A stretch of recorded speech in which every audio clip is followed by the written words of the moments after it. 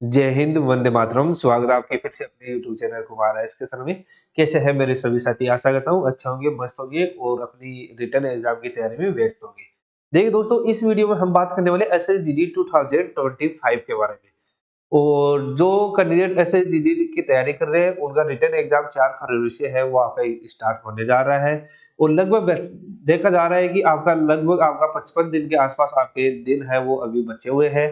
और बचे हुए दिनों में आप कैसे स्मार्ट स्टडी कर सकते हो और जो अपना स्कोर है उसको कैसे इम्प्रूव कर सकते हो और अपना जो रिटर्न एग्जाम है उसको कैसे क्लियर कर सकते हो, उसके लिए सबसे इम्पोर्टेंट रहता है आपके लिए क्या आपका प्रीवियस ईयर क्वेश्चन यानी कि एमसीक्यू। अगर आप ज्यादा से ज्यादा अभी आप बचे हुए दिनों में करोगे तो आप अपना जो स्कोर है उसको इम्प्रूव कर पाओगे और जो आपका रिटर्न एग्जाम है उसको क्लियर कर पाओगे। तो ज्यादा से ज्यादा प्रीवियस ईयर क्वेश्चन है वो क्या है कि आपको करना है।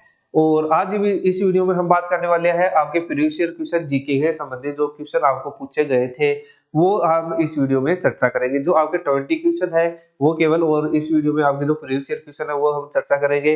तो सबसे पहले बात करते हैं हम, देखें दोस्तों, ये आपका पहला क्वेश्चन है जो आपके पिछली एग्जाम में पूछा गया था। जो जो आपका 2023 की जो भर्ती हुआ था उसमें ये क्वेश्चन पूछा गया था। ये पहला क्वेश्चन है आपका, भारत में पहले संपूर्ण जनगणना कब की गई थी? जो भारत में संपूर्ण जनगणना है वो की गई थी 1881 के अंदर। आपका जो संपूर्ण जनगणना है वो की गई थी। एक बात ध्यान रखना, सफलता उसी को मिलेगी जो ज्यादा से ज्यादा प्रीवियस ईयर क्वेश्चन देकर जाएगा। क्योंकि महाभारत में भी एक फेमस डायलॉग है, वो है कि रणभूमि से पहले मनोभूमि में जरूर खेला जाता है। जो कैंडिडेट मनोभूमि में खेल के जाएगा वो रणभूमि में जरूर विजय हो जाएगा। तो इसलिए आपको प्रीवियस ईयर क्वेश्चन जरूर देख के जाना है।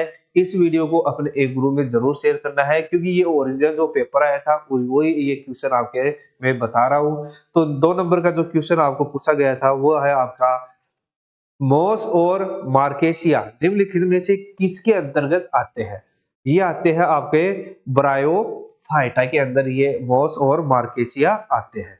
और 3 नंबर का क्वेश्चन है वो है यहाँ पर आपके, जागोई भारतीय शास्त्रीय नृत्य के निम्नलिखित में से किस नृत्य रूप की एक प्रमुख शैली है? तो ये है आपका मणिपुरी का। मणिपुरी का है वो जागोई भारतीय शास्त्रीय नृत्य है, वो एक नृत्य शैली है। यानी कि इसको कैसे याद कर सकते हो कि मणि से आप क्या कर सकते हो, जादू कर सकते हो। और मणि से जादू करोगे तो जादू से क्या बन गया आपका जागोई, और मणि से क्या बन गया आपका मणिपुरी। तो इस प्रकार से आप इसको याद कर सकते हो। और नेक्स्ट बात करते हैं, 4 नंबर क्वेश्चन है आपका कि जीवाश्म ईंधन के जलने से होने वाले प्रदूषण को कम करने के तरीके की पहचान करना है। जो जीवाश्म ईंधन है वो जलता है तब क्या है कि प्रदूषण होता है, उसको कम करने के लिए क्या करना पड़ता है? दहन प्रक्रिया की दक्षता में वृद्धि करनी पड़ती है। तो क्या है कि आपका जीवाश्म ईंधन के जो जलने से जो प्रदूषण होता है वो कम हो जाता है।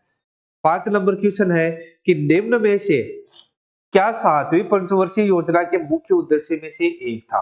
यानी जो 7वीं पंचवर्षीय योजना हुई थी उसका उद्देश्य क्या था? उसका उद्देश्य था आपका खाद्यान्नों के उत्पादन में वृद्धि। यानी कि ऑप्शन नंबर 2 यहाँ पर आपका राइट आंसर हो जाएगा। और नेक्स्ट बात करते हैं आपके 6 नंबर क्वेश्चन के बारे में बात करते हैं। किसने सितंबर 2022 में कोच्चि में भारत के पहले स्वदेशी, जो भारत का पहला स्वदेशी है, वो एयरक्राफ्ट कैरियर आईएनएस विक्रांत को प्रमाणित किया? भारत के द्वारा बनाया गया एक आईएनएस विक्रांत है, उसका किसने प्रमाणित किया था? वो किया था नरेंद्र मोदी जी ने किया था। और 7 नंबर क्वेश्चन देखते हैं कि वस्त्र मंत्रालय के अंतर्गत क्या आता है? तो वस्त्र मंत्रालय के अंतर्गत आता है, वो आता है आपका, यानी कि ऑप्शन नंबर 3 समर्थ योजना। समर्थ योजना आपके जो वस्त्र मंत्रालय है उसके अधीन आता है। तो ऑप्शन नंबर 3 आपका राइट आंसर हो जाएगा। और 8 नंबर का क्वेश्चन है, 8 नंबर के क्वेश्चन में है कि आपका निम्नलिखित में से मौर्य राजा के शासनकाल में कलिंग युद्ध लड़ा गया था। कलिंग युद्ध है वो किनके बीच में लड़ा गया था, वो आपको जरूर कमेंट बॉक्स में कमेंट करना है। और इसका राइट आंसर हो जाएगा अशोक। अशोक के शासनकाल में कलिंग युद्ध लड़ा गया था। और किन किन के बीच में लड़ा गया था वो आपको कमेंट पे करना है। 9 नंबर क्वेश्चन है, भारत के राष्ट्रपति का चुनाव दोबारा किया जाता है। भारत के जो राष्ट्रपति है उनका चुनाव कौन करते हैं? तो उनका चुनाव करते हैं हमारे संसद के दोनों सदनों के निर्वाचित सदस्यों और राज्य विधानसभाओं के जो सदस्य होते हैं उनके द्वारा क्या है कि जो राष्ट्रपति है हमारा उनका चुनाव किया जाता है। और 10 नंबर क्वेश्चन की बात करते हैं कि तपन कुमार पटनायक ने किस नृत्य शैली के संगीत नाटक अकादमी पुरस्कार जीता है? तो ये जीता है छऊ के अंदर तपन कुमार पटनायक ने अकादमी पुरस्कार जीता है। ये छऊ के अंदर इन्होंने जीता है। और नेक्स्ट बात करते हैं कि 11 नंबर क्वेश्चन है कि महात्मा गांधी यानी कि जो नई करेंसी के जो नोट जारी हुए थे, जो महात्मा गांधी श्रृंखला के 2000 रुपए के बैंक नोट के पृष्ठ भाग पर किसका चित्र बना हुआ था? तो ये बना हुआ था हमारा मंगलयान, यानी कि ऑप्शन नंबर 2 आपका राइट आंसर हो जाएगा। और 12 नंबर क्वेश्चन है कि भारतीय संविधान के मूल लेख में अनुच्छेद थे, यानी मूल लेख में अनुच्छेद है वो आपके है 395 टोटल अनुच्छेद है, तो इसका आपका राइट आंसर हो जाएगा 395 आपका राइट आंसर हो जाएगा। और 13 नंबर क्वेश्चन है कि आपातकाल के दौरान किन मौलिक अधिकारों को निलंबित नहीं किया जा सकता? जो आपातकाल लगता है उसमें क्या है कि कौन से अनुच्छेद है जिनको निलंबित नहीं किया जाता? तो वो है आपका 20 और 21। 20 के अंदर हमारा है 2 सिद्धि को रक्षा के लिए प्रावधान है और जो 21 है उसके अंदर जीवन और स्वतंत्रता का जो प्रावधान दिया हुआ है, ये निलंबित नहीं होते आपके आपातकाल लगने के बाद भी। और 14 नंबर की जो क्वेश्चन है उसके बारे में चर्चा करते हैं कि 1958 में डोवर से केलिस तक इंग्लिश चैनल को पार करने वाले पहले भारतीय कौन थे? जो 1966 में एक कैलेंडर वर्ष में 5 महाद्वीपों के महासागरों में तैराकी करने वाले एकमात्र व्यक्ति भी थे। तो ये थे हमारे मिहिर सेन थे। और 15 नंबर क्वेश्चन की चर्चा करते हैं कि कौन सी अक्षांश रेखा भारत के मध्य से होकर गुजरती है जो देश की जलवायु को भी प्रभावित करती है? तो ये है हमारा कर्क रेखा। कर्क रेखा है वो भारत के बीचों बीच से गुजरता है और ये जलवायु को भी क्या है कि प्रभावित करता है। तो आपका राइट आंसर हो जाएगा कर्क रेखा, ऑप्शन नंबर 4 आपका राइट आंसर है। 16 नंबर क्वेश्चन देखते हैं कि ऐसी राजस्व प्राप्तियां जिनका सरकार पर दावा नहीं होता है क्या कहलाता है? तो ये कहलाता है गैर प्रतिदेय। गैर प्रतिदेय है वो उस पर क्या है कि सरकार का किसी प्रकार का दावा नहीं होता है, तो इस प्रकार की जो प्रक्रिया होती है उसको गैर प्रतिदेय कहा जाता है। और 17 नंबर क्वेश्चन है कि 2017 और 18 में विजय हजारे ट्रॉफी किस राज्य ने जीती थी? तो ये जीती थी हमारे जो कर्नाटक राज्य है उसने क्या है कि 17 और 18 में जो हजारे ट्रॉफी हुई थी उन्होंने ये जीता था।